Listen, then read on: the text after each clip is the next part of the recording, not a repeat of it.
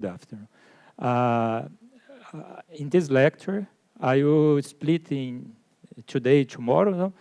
And in two aspects. Today, I will discuss about the circular decrease and the use for some specific examples that you can apply. And tomorrow about fluorescence, but with the focus in the construction of the library to explore when you design one library, then you try to find some specific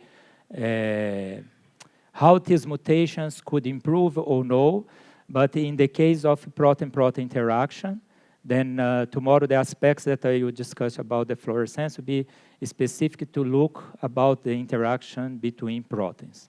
Then today is more traditional because it's just about the use of circular decrease.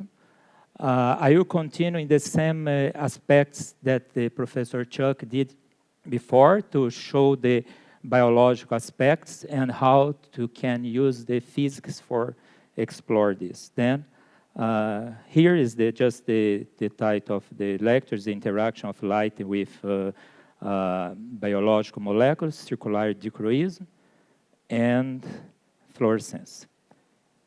Be free to interrupt at any moment or to do questions. I'll be here tomorrow a full day, then tomorrow you can stop it to talk any moment too, or during the presentation.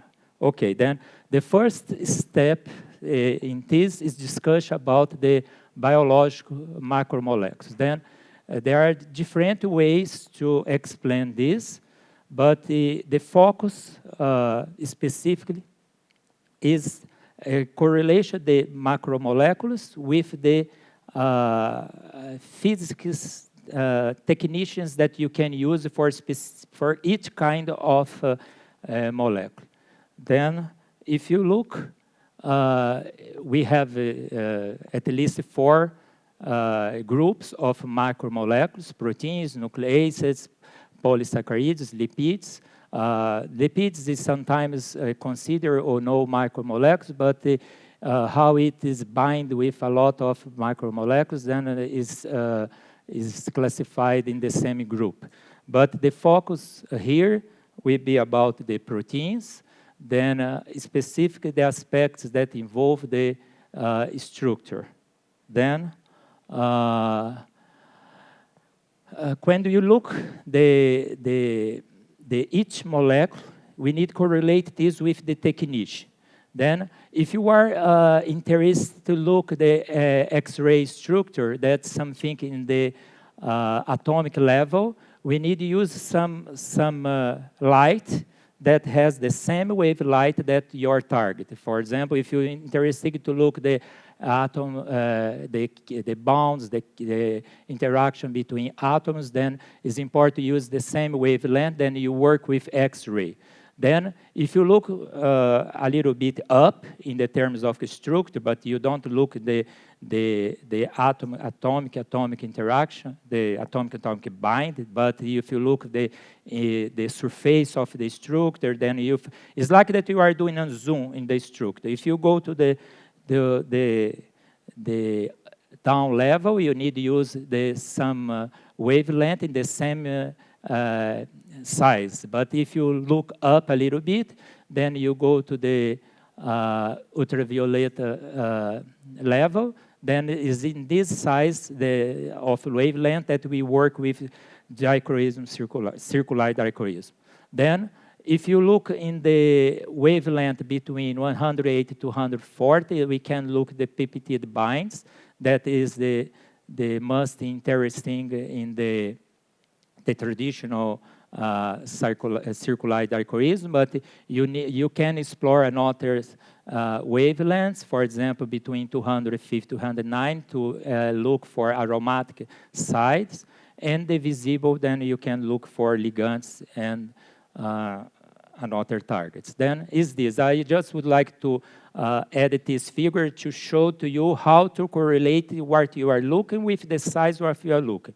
Then it's like here that we can see each other because we we have the light that is the same size of this door. But if you look for the atomic level, you need some wavelength in the same size of your target. Then, now I will discuss about the principles of spectroscopy that will be the target of this lecture. Then, if you look at the definition, spectroscopy is the study of interaction between the electromagnetic and the material, and how this happen is like the expression said, is how the material interacts with the wavelength that you are applying. Then, in this process, we need to look for the radiation interaction with the material, the radiation, how kind of radiation you were inciding this, the material, and the spectroscopy of biomolecular that you can obtain the results of this interaction. Then the spectroscopy is an analytical technique that help you to determine the structure. It destroy a little bit or no destroy your sample, then this is very helpful because you can do many, you can use different techniques with the same sample, and the amount of radiation that absorbed by the sample is important, that give you the variation, then these aspects that I will explore with you. Then we don't explicitly do quantum mechanics with the spectroscopy, but just study the energy levels. Then this is important to emphasize when you are studying this kind of techniques. Then, if you look for the first aspect that you need to use, the wavelength, the electromagnetic wave, I'm just show the equations, I'm not explore the equations, but it's important to have in mind how the wavelength, the light is composed. Just to remember everybody, the light is composed by an electric oscillation and a magnetic oscillation. And when it is buff oscillation in the space, then you can have the propagation of the wavelength. Then some elements is important. You look, the wavelength is here, then you obtain from the relation between the two magnetic, the electric field. And some equations just to remember. I am sure that everybody in some moment of their life already look for all these equations, but just to have in mind that is these that are involved in this technique. Then the energy radiation is produced by oscillation of these two fields. It results the propagation. It don't require any material to the propagation. This is definition of electromagnetic wave, that propagation in the vacuum. The types of electromagnetic interactions that we have. We have absorption, emission, or scatter. Absorption, how the definition is, the word bring for us is the absorption. The emission, when the wavelength is when you emit the wavelength, this excites some electrons to change the energy level of this. The scatter is just when the light just change the way, the propagation way. Then about the material. Then this is the aspect of the wavelength that I would like just to remember. Then now look at the material that you are analyzing. When you look at this material, no, it's just like the aspect that you are looking, but how the atomic organization, atomic, but you are not interested in the circular dichroism to look like in the X-ray, but the atomic, just to understand all the energies that are involved in the material. You have some energies in the nuclear, electronic, vibration, rotation, and then you go to the electron spin, then you can describe different energies involved in your material.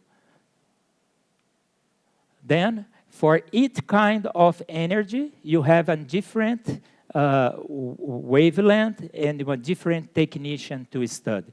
If you are looking for some energy in the size of X-ray, how we discussed before, you involve the ionization. But if you look for vibration, you work with infrared. But if you are interested in the electronic transitions, like in the circular dichroism and the fluorescence, you work near the UV. Then for each size, you have energies involved, but you need to think that when you inside the wavelength, depend of the size of wavelength, it will involve in one different part of your material. Okay? Then how in the circular dichroism fluorescence you just work with the near UV, you have another changes in your material, then you don't need to look for these another energies that are involved. Then this is just one table to correlate what we had in the previous table. Then the position of CD and the fluorescence is in the UV visible electronic, and the vibration level when you look for the energies that is compose your material. Then, if you go to the next step, the major types of spectroscopy that we have is infrared, mass spectroscopy, nuclear magnetic resonance, ultraviolet spectroscopy that will be the target of this lecture. When you focus specifically in the light spectroscopy, we had two types. We have the absorption that measures the amount of light that is absorbed by the sample, and the emission spectroscopy that measures the light emission from the some element in your sample, or some, if you look for some specific amino acid, or involve elemental analysis. Then, just continue the uses of light spectroscopy. Then we go to our target, that's the fluorescence. The samples fluoresce when you emit a high wavelength, then they absorb. It is measures the solvent interactions. Then when you look for circular dichroism, is correlated to the absorption of circular polarized light. Then depend of the sample, it can change the components of the light that I will discuss with you now. Then the circular dichroism.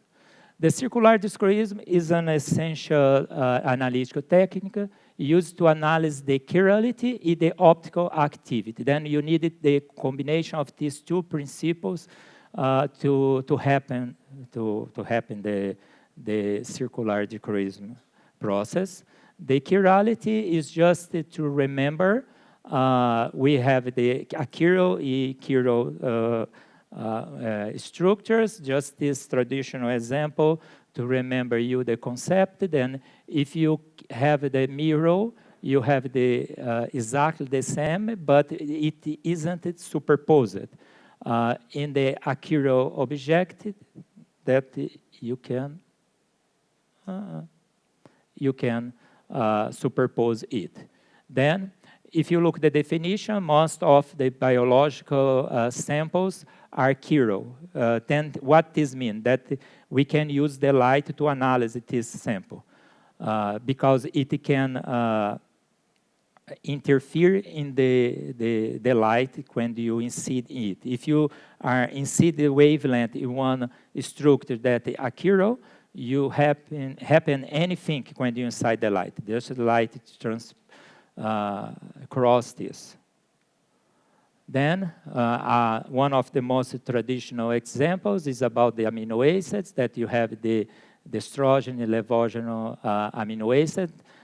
Then the light can distinguish about this. Then one object or cis is chiral when it is distinguishable from its mirror image. Then when you can distinguish its object when you look to the image.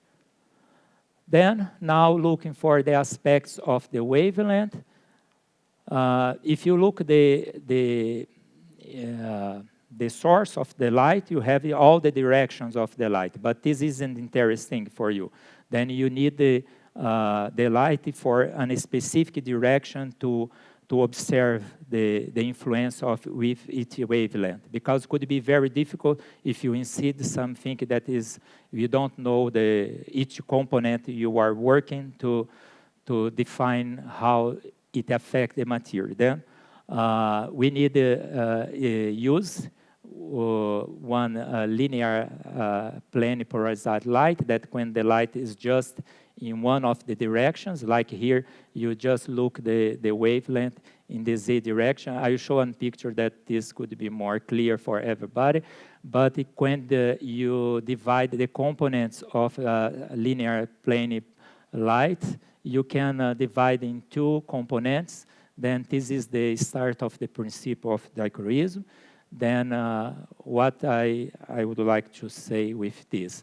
Then if you take your original source of wavelength, you have all the directions possible. But if you just filter one of these, you look for one component that's fixed, you have a linear component. But it is linear, in reality, is the composition of two different components. Then if you look at the principles, the linear occurs when you have the electronic field oscillation with the plane. Then if you look here, you can see that the electromagnetic electric field, now the magnetic is constant, but if you look at the electric, it has some variation in the time. But when you look for the polarization light, you observe that this component is fixed, but it changes the position. The direction of the vector stays constant in the linear, but in the polarization light, this changes the oscillation with the propagation of the wavelength. Then look at this with more detail. Then the light can be circularly polarized. Then you can divide this in two components, one left and right. If you look, then if this electric component here, they change in the left direction, we have the left circularized light. But if this component change in the opposite, you have the right circularity polarized light. Then is this. But if you, then is the name. Then you have the left circularity polarized, the left and the right.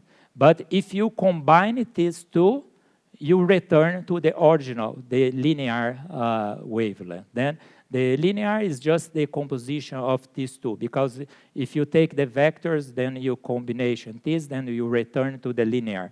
Then what it is bring to us that if you have one linear, you can use some specific component to divide this in two components. That is the useful in this technique.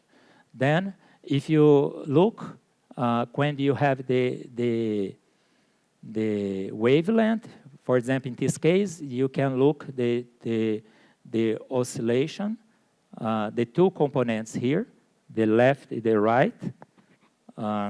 But when you incide this in one sample, depend of this sample. If this sample be accurate, the light propagation like happen anything. But if you incide this wavelength in one sample that it has some accurate properties, what happens that one component will be absorbed different to the other. Then what happened that you change your circularity to the what we name like dichroism, that in reality is an circularity too, but it is now is an elliptical, no, but circular. But with the two different components, and this process that is in the origin of this technician. Then I just show the equations just to you have in mind that this come from some place. But what happened that when you have the left component and the right component, if it cross the sample, like I said to you that you have one sample that absorb different your components, when it cross your sample, you can describe what we name like delta A, that is the difference between the absorbance in the left and the right. Then if you write your equation, you have that your right component, you can describe this like a vectors, and the left and the same.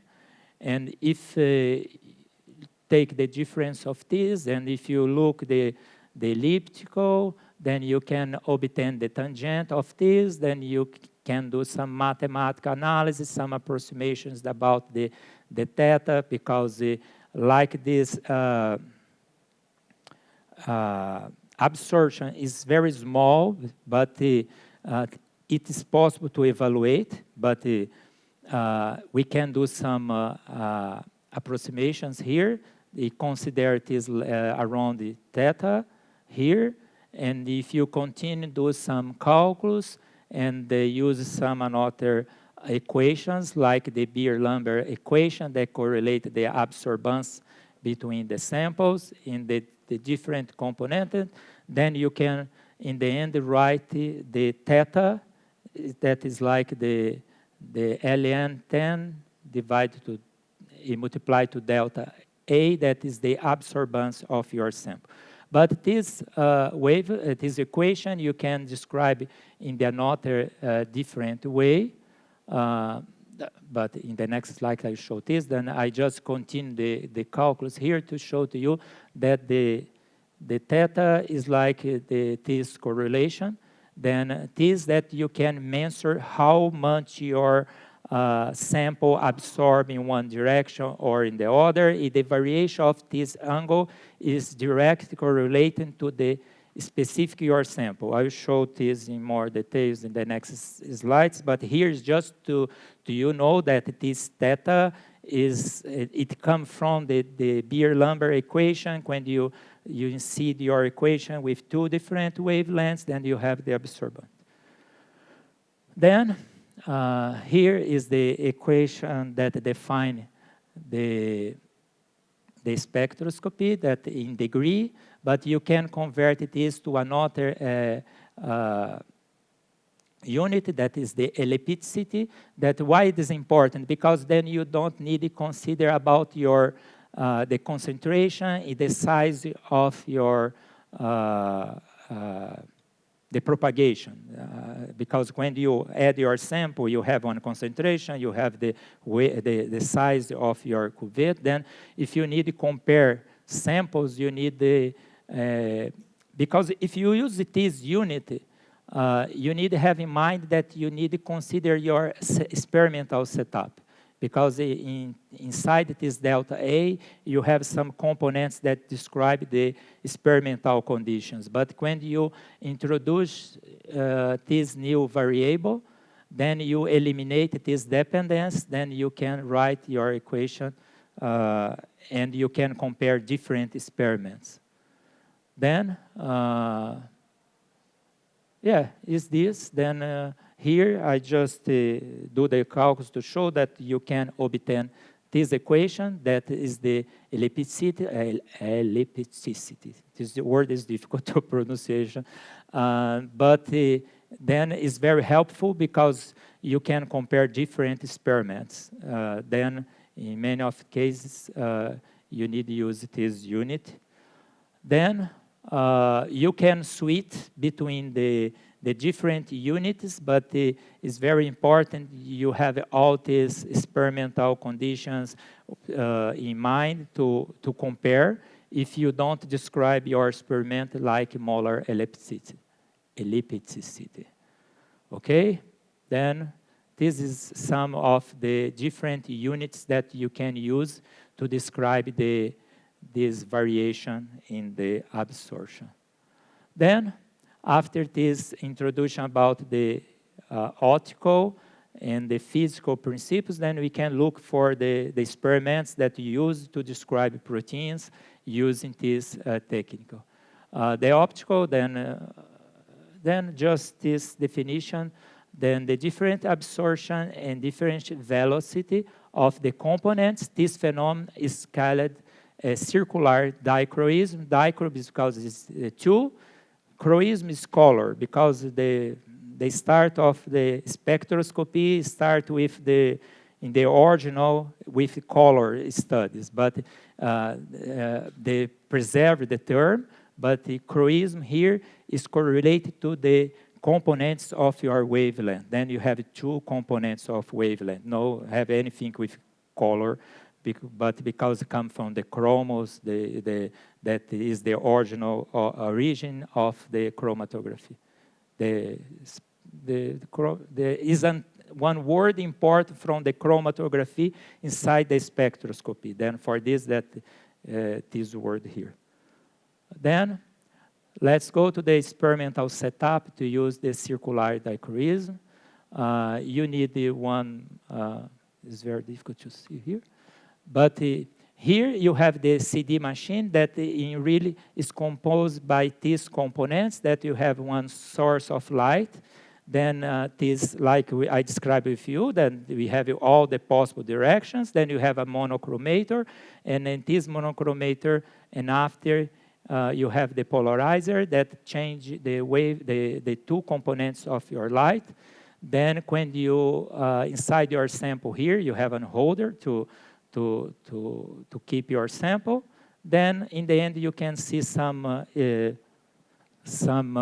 different spectrums that I will discuss with you. Then I just added this to illustrate for you that when the sample, the light across your sample, you can observe different profiles. Here some components in your machine, like the nitrogen source, because it is very important to keep the mirrors. And you have here some thermal unit, because you can do some variation of temperature. Is the components of your system. Then, like I said to you, I emphasize this because it's an element very important in the experimental condition, the nitrogen, because if you don't, if you have a very good preparation of your machine, it could interfere in the analysis of your sample, because the oxygen could absorb in the UV light. Then for this, that is important, do this purge in the cyst, in the mirrors, to preserve with nitrogen before to start the process with the light. Here, the oxygen itself can absorb in the UV. The single wavelet, now I just explore the components that we have here. You have the photoelastic modulator that you can create the two different components.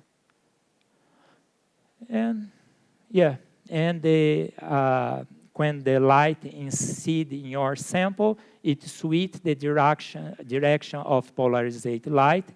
Then this change that will be correlated to the theta, that is the principle of this experiment. Then I just remember the second slide that I showed to you, the wavelengths. Then which wavelength is important for us? If you are looking for the peptide, the composition in your protein, we are looking in the far UV that is near, is around 190 to 150 nanometers. But if you, no, sorry, this far, no, is this, exactly. We use the conventional CD that you can have in your lab. Is this the wavelength that you can work? But if you go to the another kind of circular dichroism, but use the synchrotron radiation like source, then you have a different light source that is more powerful, then you can work with the wavelengths between 107 to 150 nanometer. Then I will explore some advantages in the use of this in the end of presentation. Then this is the wavelength that we use in this technique. But if you look for the aromatic sides, then you can use the near UV, that's between 250 to 330. In the visible region, that if you are looking for some ligands, then you use up to 230 nanometers. Then, about the experimental conditions, with the concentration, you need one sample to use this. Is one of the advantages of using this technique to do your first study in your sample, because you just need a small sample in low concentration. Then for a cuvette that has the length of 1 millimeter, you need around 200 microliters in the concentration around 0.2 to 0.1 to 0.2 milligram to ml. About the buffer, the buffers are very important, because you need one buffer that couldn't interfere with your sample. Then how you are work with wavelengths, some buffers can absorb in this wavelength. Then it's important you look for the best buffer in your experiment. The best could be the water, but many proteins could be in the water. But one of the must use is the phosphate that you can use until 185 nanometer. Then this buffer couldn't be good if you work with synchrotron radiation CD, but for the traditional, it is very good. Then this table is just to exemplify the conditions that you need to look before start your experiment. For example, if you work with trees, this is terrible for circular dichroism. You can use the trees. Then there are some compounds that you need to always be looking or trying to use just a little bit and try to evaluate the best condition.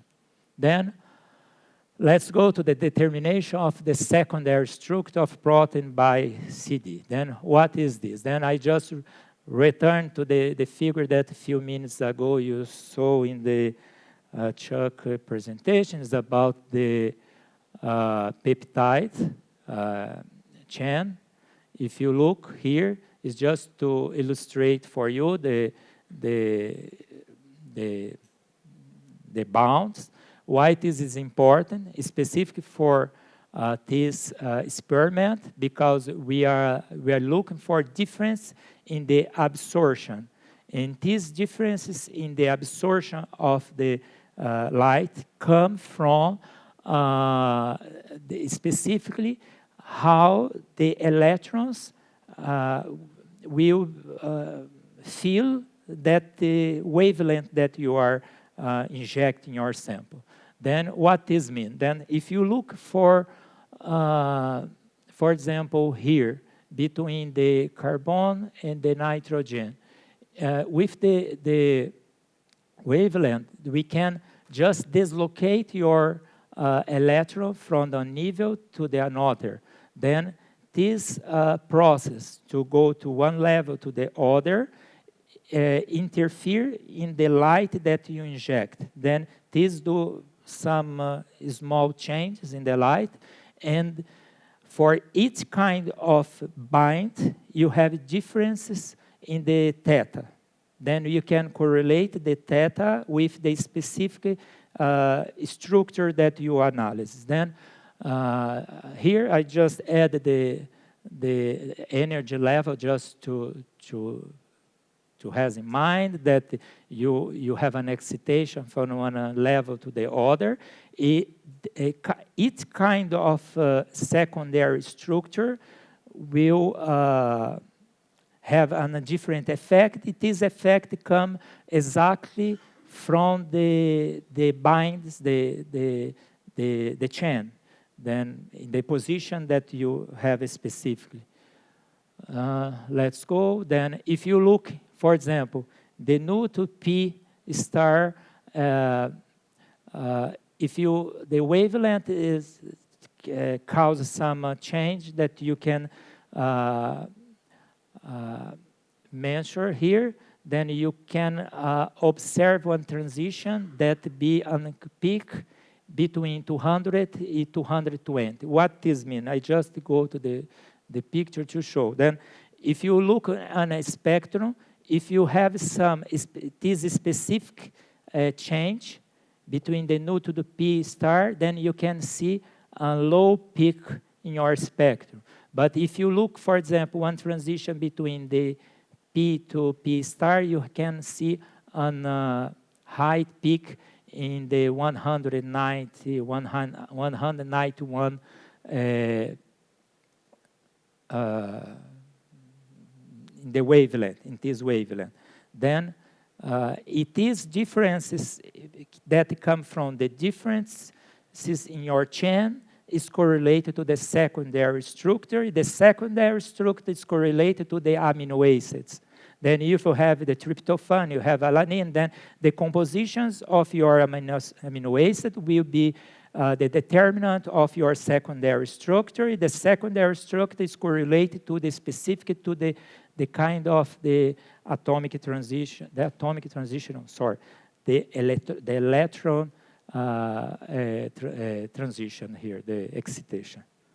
I just return here just to that I would like to show here. Then when you have the transition, this that is very important, that you have the dipole moment here between the nitrogen, not the nitrogen, but between the carbon and the oxygen. This transition is the P to P star. Then they have the resultant vector that is then the moment of dipole. Then this is the characteristic of the between the wavelength 210, 220. If you look to the transition between the P to P star, then you have the electron excitation from the is a high transition. Then you have a peak that corresponded to this another transition. Then is this that basically that is government that the transitions. Here I just would like to show to each kind of secondary structure examples of the spectrum that you can observe. That if you look for the alpha helix, you can observe on peak around the 192, another peak, a negative peak around the 209. But if you have another negative peak around the 222, then this is very characteristic for the alpha helix. But if you look for beta sheet, for example, you have a different spectrum, because here you can see on a positive peak, but in 196, in the negative around the 218. Then for each of your secondary structure, you can correlate to the specific transitions. Then you can correlate the CD spectrum with the composition of your protein. Then we don't have one, we have some examples that the majority is an alpha helix. You have another case that is more beta sheet, but the protein is a combination between the fractions of these elements. Then is from this that you can study your sample that you are trying to analyze. Yeah. Then here I just show one example. For example, in the case of the DNA, because you can use the circular dichroism to study the DNA structure. The circular dichroism was very important when they identified the Z type of DNA, the original of this, the description of this. The circular dichroism was very important. And here in this side, you have another examples that you can see about the proteins. Okay, then this specific example is the protein fibril. The formation of this protein is a classical example that you can see the difference in the spectrum when it is a monomer and when it is a dimer. Then if you look in the fibril state, the protein assumes a beta-rich secondary structure, but this signal change when the monomer is converted in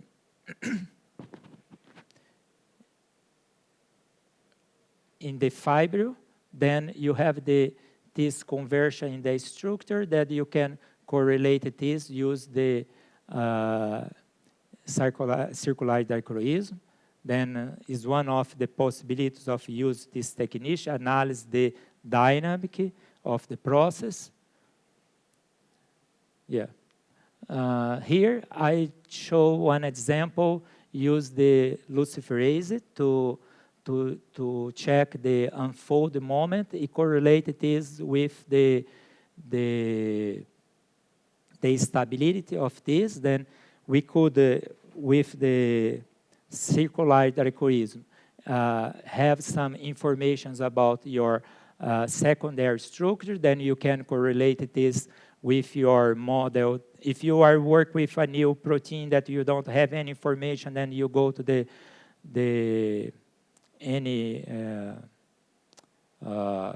like ITICER, the AlphaFold, then you obtain one model of your struct. Then if you would like to do some cross-validation about that model, then you can use the circular dichroism, and you can obtain some experimental data that can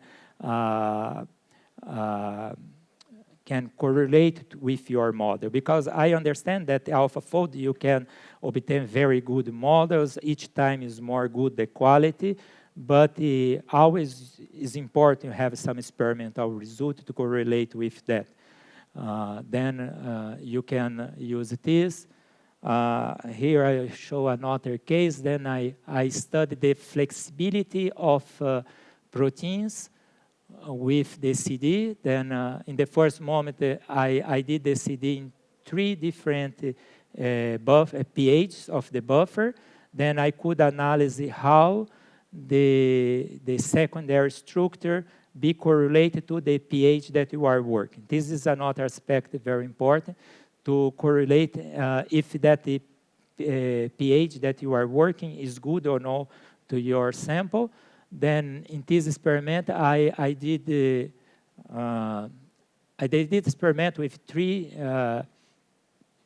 pHs. Is near, but 6, 7, 8, but is near, but is possible to, is enough to see the differences in the secondary structure. Then with this, I could evaluate how the percentage of the secondary structure could change with the buffer, and I could evaluate how stable is one protein compared to the other, because in some cases, the secondary structure change a lot, but in some, this change was very small. For example, in this case, the fixotrice thermidluminens is a kind of luciferase. The secondary structure permanent very near the composition between the different pHs. But when you look for the macro lumps, is another type of luciferase. These percentages change when you change the pH. Then this is correlated to the structure. And in the case of the luciferase study, was very good for us because we could correlate this stability and the thermal shift that when the protein change the secondary structure, that's like the denaturation of the protein, then we could correlate this with the emission of the light. Why? Because we could see that the sensitivity to the pH and how I correlate this data for explain. We saw some effect between the pH sensitivity. What is this? For example, the macro lumps had a huge effect when in the presence of the variation of the pH. But the aspsome, the fixotrix here had fixotrix, no, this is the pyrralinus. Has a low effect in the pH sensitivity. But the flexibility was the opposite. And when we are looking for the luciferases, each one can emit a different wavelength. Then we could compare the flexibility of the structure was correlated with the wavelength of the light emission to this specific kind of protein. Then no change in the mind, just because I'm talking about the light, is many kinds of light. The luciferase is a kind of bioluminescent protein that can naturally emit light, okay? This emission can happen from the yellow to the red in the full wave, the visible screen, between all the visible wavelengths. In this study, we try to understand how the structure of one protein is correlated to the emission of the light. Then we could see that the flexibility is correlated to the wavelength of the light emission. Then the proteins that is more flexible, they change, the emission is more near the blue. But the proteins that is more, here is more in the red direction, here is the blue direction.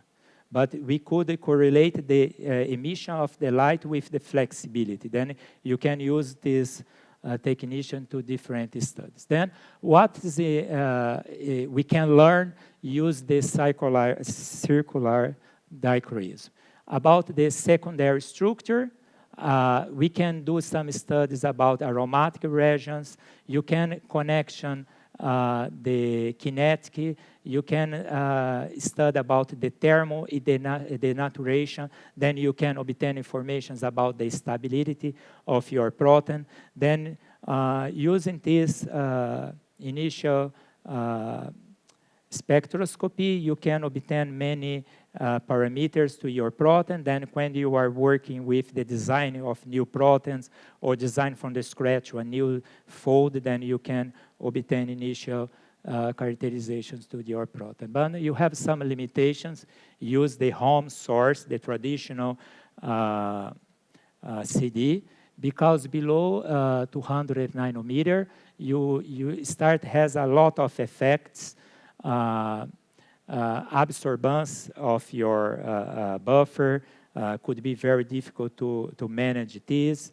One of the elements that I don't discuss, but about the machine, you have the photo multiplicator, that is a machine that increases the signal, then you can increase the noise.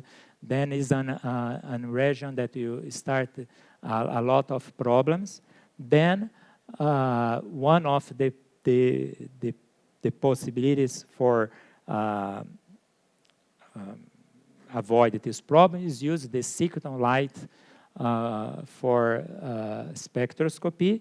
Then what advantages of this, that you can extend your wavelength until 170. Then in the traditional, you can go until 190.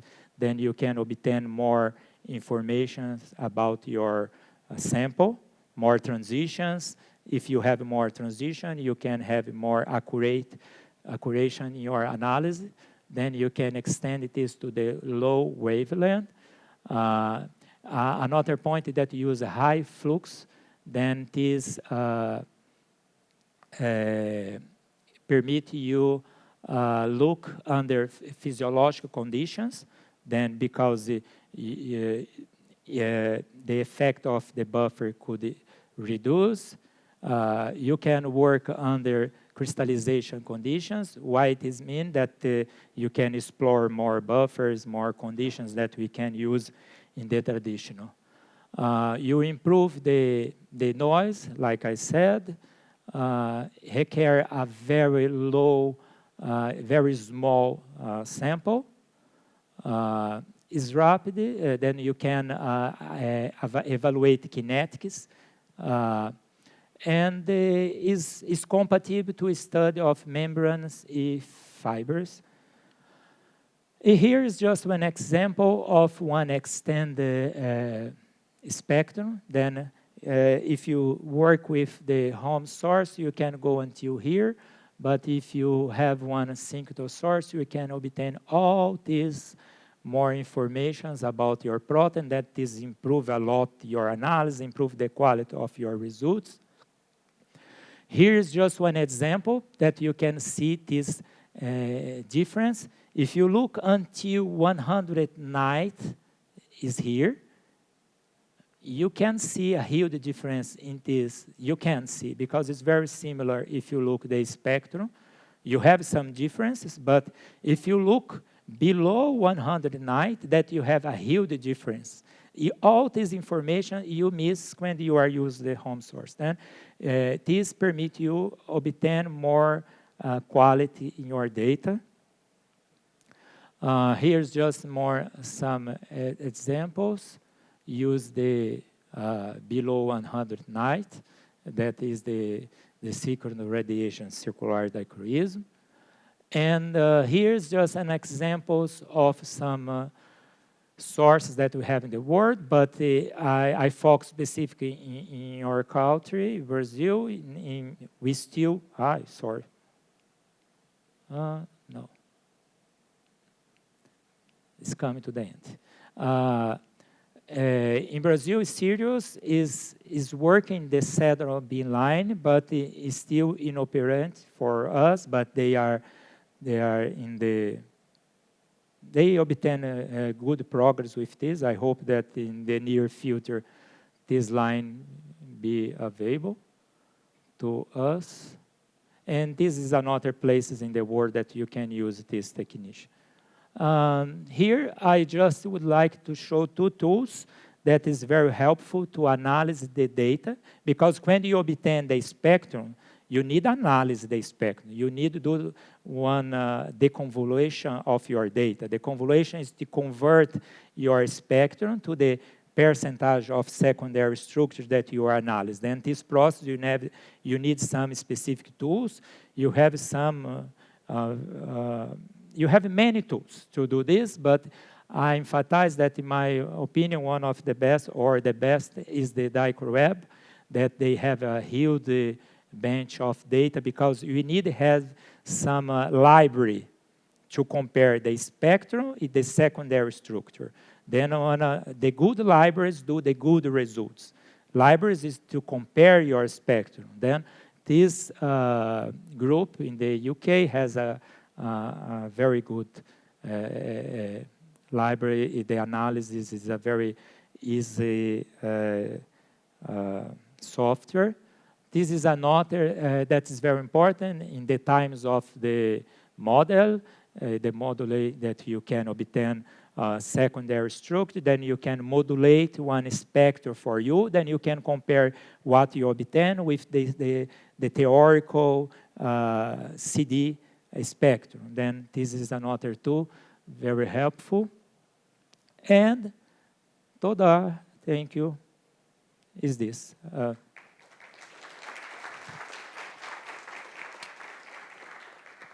Toda is thank you in Hebrew, just by times. Okay? Yeah.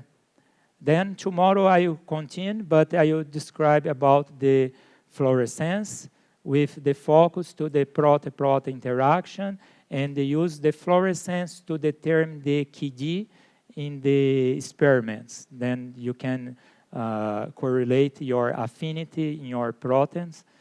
Is this, then you'll be free to do any question, to send me an email, or tomorrow I'll be here all the day, then you can in any moment to talk with me, then we can discuss, okay?